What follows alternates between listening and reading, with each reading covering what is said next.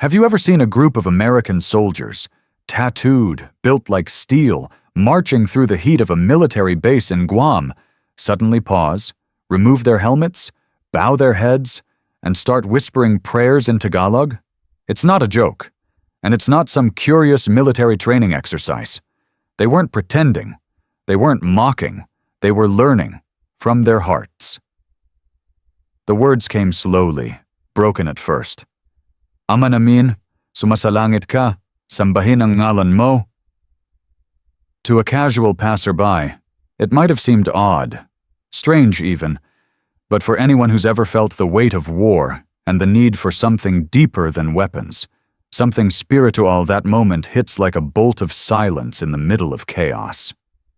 Why would young American troops, many of whom have never stepped foot in the Philippines, be kneeling in dusty field camps across the Pacific, quietly memorizing Filipino Catholic prayers before being deployed to real-world conflicts? What made them choose this language, this culture, this faith? That's what one young lieutenant, Zachary Monroe, asked himself the first time he heard a Filipino chaplain on base recite the Hail Mary in Tagalog. The sound was soft, melodic, almost like a lullaby echoing in a language he couldn't understand. But somehow it soothed him. There was something in the rhythm, in the sincerity. He didn't know what the words meant, but it felt like it was meant for him. Zach had grown up in Arkansas, surrounded by fields, football, and Sunday sermons. He had always believed in God, but war, that was something else.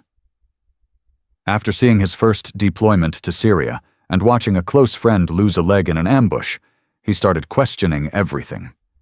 Not about his country, not about his orders, but about his soul.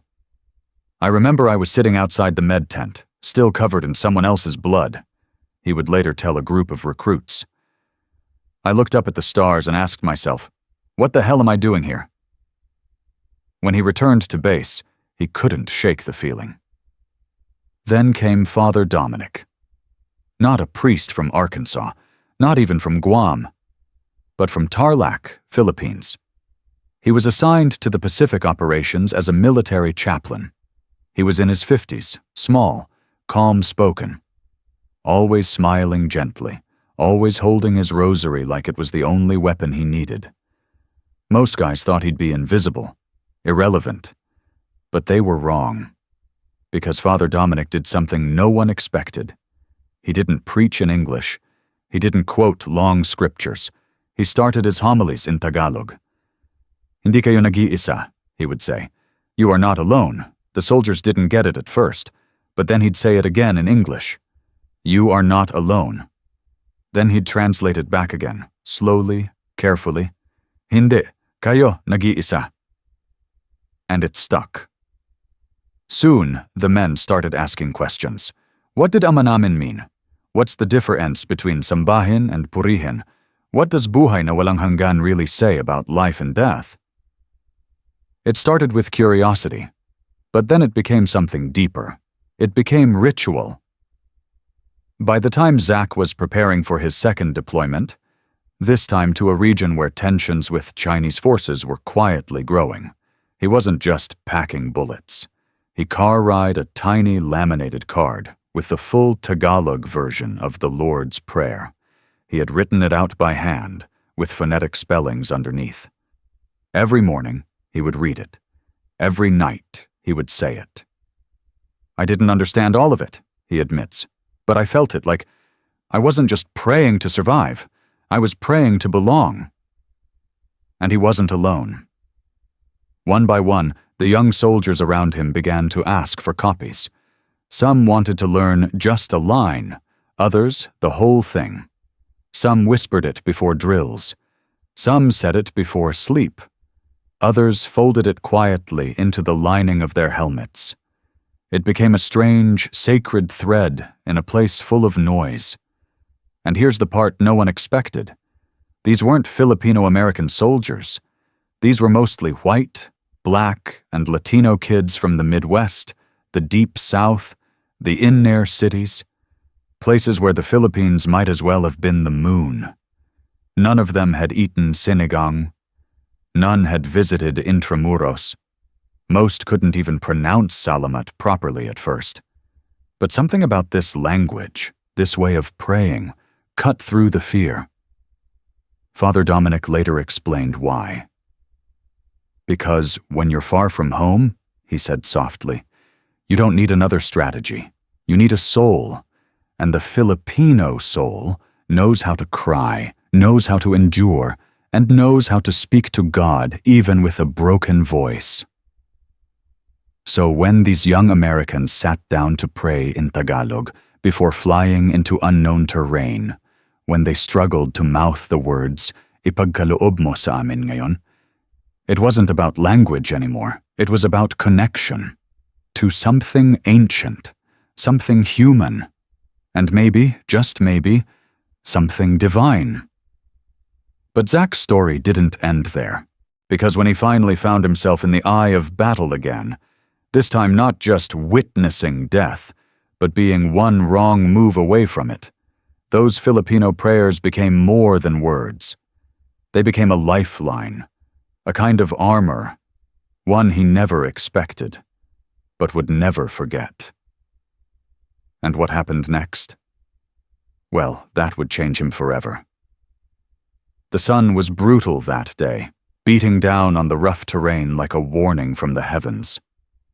Zach gripped his rifle tighter, sweat dripping down his temples as he crouched behind the armored vehicle.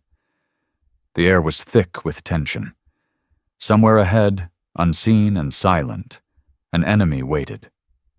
There had been radio chatter of a potential ambush near the ravine. They weren't sure if it was a bluff or a setup. All they knew was that today could turn bloody. And yet, amid the looming dread, Zach felt strangely calm. He reached into the inner pocket of his vest. His fingers found the familiar edges of the small prayer card, now creased and faded from wear. He didn't even need to read it anymore.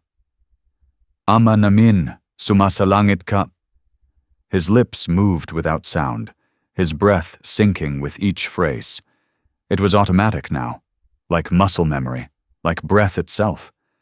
No one had told him to pray. No one had made it a rule. But over the weeks, something in those Tagalog words had rooted itself deep inside him. They didn't just represent faith. They felt like borrowed courage. And when fear tried to claw its way back into his chest, the prayer pushed it back. He glanced at Thompson, the youngest in their unit, barely 21. The kid was trembling. "You good?" Zach asked. Thompson nodded but didn't speak. Then Zach did something that surprised even himself. He leaned closer and whispered, "Ama namin." Thompson blinked. "That's the Filipino one, right?" Zach gave a half smile. "Yeah. You want to say it with me?" And so they did. 2 American soldiers, crouched under threat of fire in a place they couldn't even pronounce, speaking in a language they didn't grow up with, praying like it was the only real protection they had left. Something about that moment felt unreal, sacred. And then, the chaos began. Gunfire ripped through the silence, orders shouted, dust exploded into the air. Thompson was yanked backward by another soldier just as a spray of bullets tore through the place he had just been standing. It was minutes, but it felt like hours. When it was over, the smoke cleared, and the ambush, thankfully, had been scattered before it turned deadly. Only minor injuries, no casualties. But Zach didn't forget what almost happened. Later that night, under a makeshift tarp lit by a dim floodlight, he found Thompson alone, shaking. "I thought I was done, man," the kid said, voice hoarse. "I froze, if you hadn't—" Zach shook his head. "Don't thank me." There was a pause. Then Thompson looked up. "Can you teach me that prayer?" And that was the beginning of something new. Not a religion, not a conversion, but a chain reaction. Word spread through the unit. It wasn't forced. It wasn't even organized. It was just one man passing it to another. Sometimes the prayer was spoken aloud before dawn drills, sometimes whispered into hands before radio checks. Sometimes it was said for someone back home. And sometimes for the man beside you. One night, weeks later, Zach was sitting alone outside the barracks. Father Dominic sat beside him, quiet as usual. The chaplain had been watching from a distance, never pushing, never preaching, just present. "You made them listen," Father Dominic said, almost in a whisper. Zach shook his head. "They listened to you. I just needed something real." The priest smiled, his rosary beads clicking softly in his hands. "You found it," he said. There was a silence between them then. Not awkward, just full. Then Zach asked the question he had been holding inside for weeks. "Why do your prayers feel different?" Father Dominic didn't answer right away. Instead, he looked up at the stars, those same stars that once stared down on Zach in that dusty Syrian field. "Because the Filipino way of praying isn't about asking," he finally said. "It's about surrender." Zach frowned. "What do you mean?" "In English, we often say, 'Give me strength. Help me survive.' But in Tagalog, we say, 'Ipagkaloob mo sa amin ngayon ang aming kakanin sa araw-araw. Grant us today our daily bread.' Not take, not demand, just receive." Zach let that sink in. Surrender, not weakness, not defeat, but trust. And in war, that was the hardest thing to hold on to. Maybe that's why it stuck. Maybe that's why a growing number of American soldiers, in quiet corners of Pacific bases, began to turn to a language they didn't speak, and a culture they barely knew. Because something in it reminded them they didn't have to carry all the weight alone, and slowly, something unexpected happened. Filipino civilians on base began to notice. Workers, nurses, kitchen staff, many of them migrants quietly doing their jobs in the background. But when they saw soldiers speaking their language, mali pa rin pero sinserong sinasabi, some of them wept. One woman, a cleaning lady from Laguna, told Zach something he'd never forget.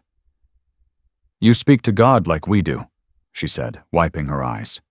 "Now, I know you are not alone." Zach nodded, but deep down he felt something more. He was no longer alone, because in the silence of Tagalog prayers, he had found not just words, but home.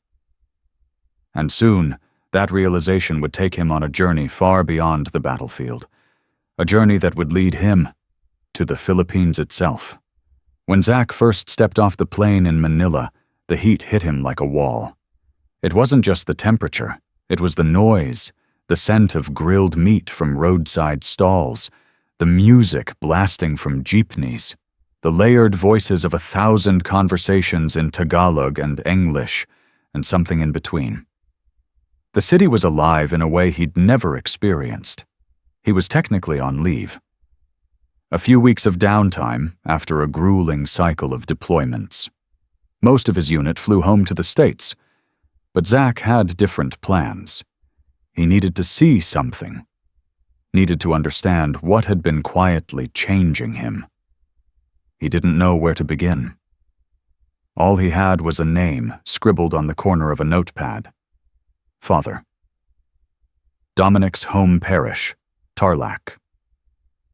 It took 4 buses, 3 confusing transfers, and 1 helpful college student named Mia to get there. She had overheard him struggling with directions at a gas station and offered to guide him, smiling in that way Filipinos do when they see a lost foreigner with a sincere face. "You came all this way just to visit a priest?" she asked him on the bus, eyebrows raised. Zach shrugged. "Not just a priest, a man who helped me find my soul again." Mia laughed softly. "Then you came to the right country." When they finally arrived, the chapel was nothing like Zach expected. No gold, no marble columns, just a small cement structure tucked between fields of rice and tall coconut trees. The doors were open to the breeze, the air thick with the scent of candles and mango blossoms. Inside, a handful of locals knelt in silent prayer. Old women with rosaries wrapped around their hands. A young boy with his eyes squeezed shut. A farmer in dusty clothes sitting cross-legged near the altar, and standing at the side, adjusting a worn crucifix, was an elderly man in plain clothes, his back slightly hunched, hair now more white than black. "Father Dominic?" The man turned. Recognition bloomed slowly on his face, then warmth. "Zachary," he said, "you found us." Zach didn't know what to say. He had rehearsed something on the plane, a polite greeting maybe, a thank you. But in that moment, it all melted. Instead, he just stepped forward and embraced him. The priest chuckled. "You look heavier." "Armor of God," Zach replied, patting his heart. "Still wearing it." They sat outside the chapel as the sun began to set, turning the sky into gold. Chickens roamed nearby. A child laughed from a neighboring house. "I needed to see where it all came from," Zach said finally. "The prayers, the faith, the calm." Father Dominic nodded. "It comes from pain," he said, "from knowing suffering and still choosing joy." And then he told Zach the story of the chapel, built by farmers after a typhoon had destroyed their homes, rebuilt stone by stone, with hands that were still bleeding from the storm. He pointed to a crossbeam above the altar, still bearing a small crack from when the roof once collapsed. "We never fixed it," he said. "We left the crack there, as a reminder." "Of what?" Zach asked. "That broken doesn't mean useless," Father Dominic said. Zach looked around. The simplicity, the humility, the quiet strength in every gesture, every story. And suddenly, the prayers he'd been whispering under his breath for months took on new meaning. They weren't just sacred phrases. They were fragments of a people's history, a people who knew how to survive. Later that week, Zach stayed with a local family, distant relatives of the priest. Their home was small, made of wood and tin, but every inch was filled with care. The mother, Ate Marichel, insisted he eat constantly. The children giggled every time he tried to speak in Tagalog. "Masarap," he'd say, pointing to the adobo, and the whole table would burst into laughter. At night, he sat outside with the grandfather, Lolo Ben, who spoke little English but held Zach's hand firmly during rosary prayers. They didn't need to talk. The silence between them was enough. Zach learned things he never expected. That panalangin wasn't just prayer, it was conversation with God. That bahalana didn't mean carelessness, it meant surrender, faith, trust in the unseen. That a country often seen as small on the global stage carried a strength born not of might, but of deep, unwavering spirit. And one morning, just before dawn, Zach walked alone to the chapel and stood before the altar. He knelt, slowly, placing his palms on the cool cement floor. For the first time in his life, he prayed in Tagalog, not just from memory, not just from rutan, but from the core of his being.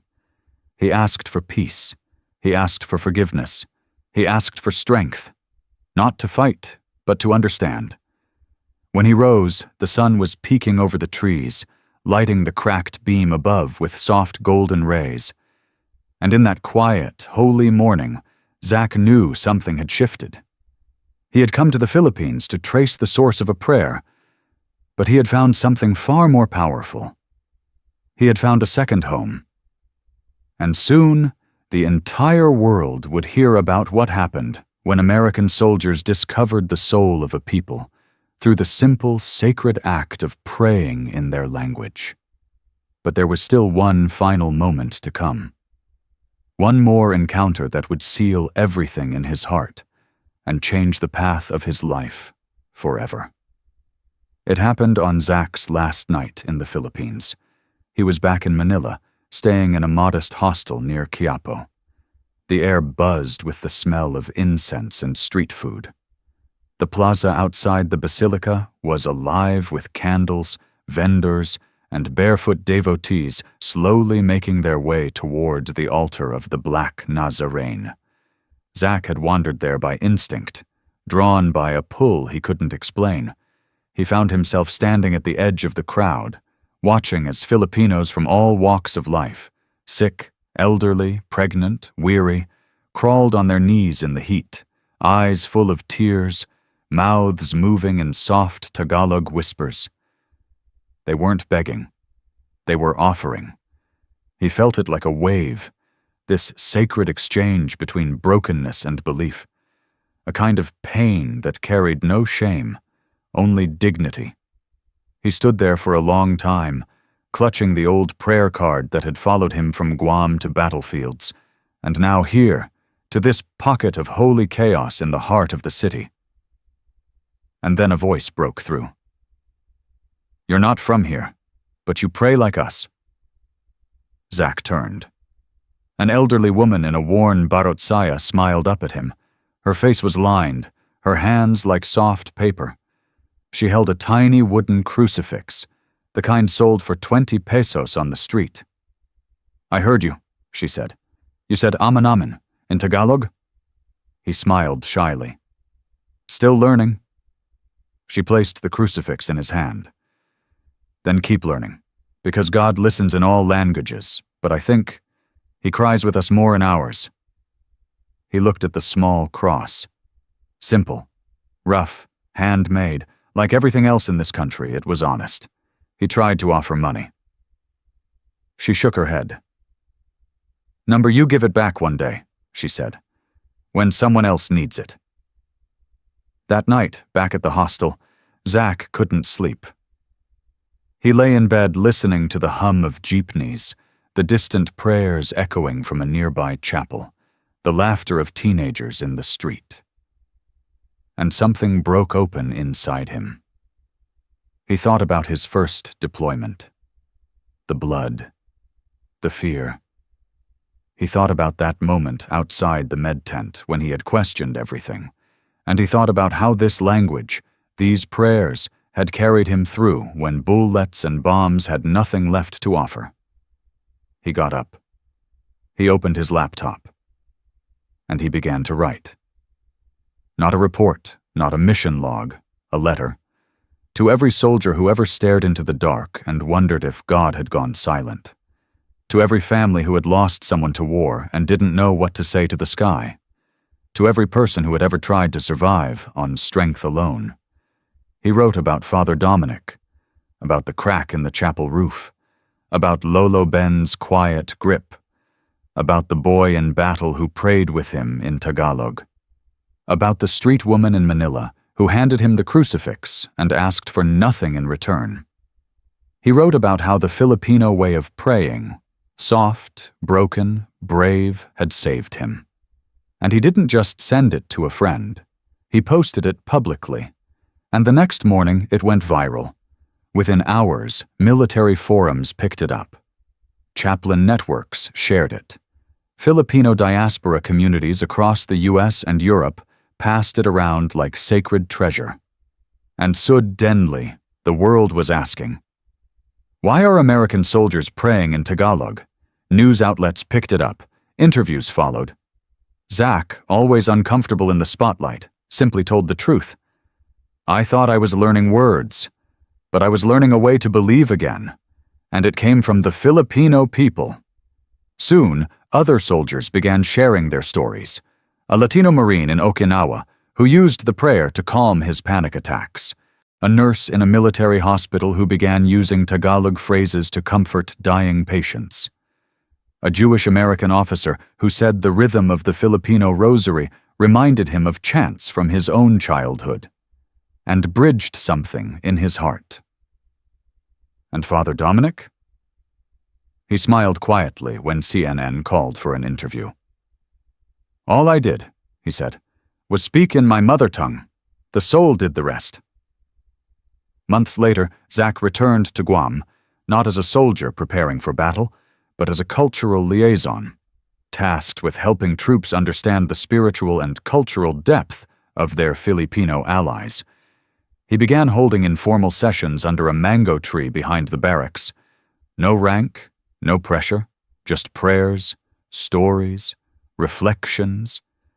And slowly the tiny flame that had started with one worn prayer card began lighting candles all across the Pacific. He still wore the crucifix given to him in Quiapo. And sometimes, during long nights when the world felt heavy again, he would take it out and whisper the words that had saved him. Not perfectly, but truthfully. Ipakatawad mo sa amin ang aming mga sala. And in those moments, far from the rice fields of Tarlac and the crowded streets of Manila, Zach Monroe would feel it again. That he was not alone. Not in faith, not in fear, and certainly not in love. Because in the end, it wasn't just about language. It was about a people whose prayers had crossed oceans, slipped past borders, and wrapped themselves around the hearts of strangers in uniform. Not as a tactic, but as a miracle. One whispered Amen Amin at a time. If this story moved you, if it reminded you of the quiet strength of the Filipino spirit, don't let it stop here. Share this video with someone who needs a little hope today. Someone who may be far from home or carrying a heavy heart. Let them hear what the world is slowly discovering, that Filipino faith, spoken even in a foreign tongue, has the power to heal, to guide, and to connect. And if you believe that the world needs to hear more stories like this, subscribe.